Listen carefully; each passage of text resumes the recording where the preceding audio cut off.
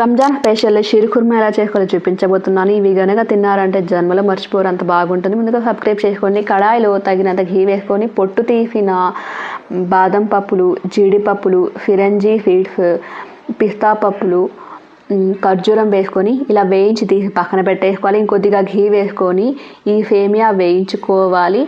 ఇవి కూడా తీసి పక్కన పెట్టేసుకొని అదే కడాయిలో 1/2 లీటర్ పాలు పోసుకోవాలి, చిక్కటి పాలు. ఒక పొంగు వచ్చిన తర్వాత వేయించి పక్కన పెట్టుకున్న ఈ సేమియా వేసుకోవాలి. తొందరగా ఉడికిపోతుంది, ఎక్కువ టైం పట్టదు. ఒకసారి అంతా బాగా కలుపుకున్న తర్వాత ఇందులో మిల్క్ మేడ్ వేసుకోవాలి. మిల్క్ మేడ్ లేదు అనుకుంటే పంచదార వేసుకుంటే ఏం పర్వాలేదు. ఇక ఇందులో వేయించుకున్న ఈ డ్రై ఫ్రూట్స్ ఇదంతా వేసుకొని బాగా ఒక పొంగు వచ్చిన తర్వాత ఆఫ్ చేసుకోవాలి. ఇంకా అంతేనండి. చల్లారిన తర్వాత తింటే చాలా చాలా బాగుంటుంది. పాలు పాలుగా సూపర్గా ఉంటుంది. తప్పకుండా మీరు కూడా ట్రై చేయండి. ఒక వీడియో వెనకాల చాలా కష్టం ఉంటుంది. సబ్స్క్రైబ్ చేసుకుని లైక్ ఇవ్వండి, అవసరం మన వాళ్ళకి షేర్ చేయండి.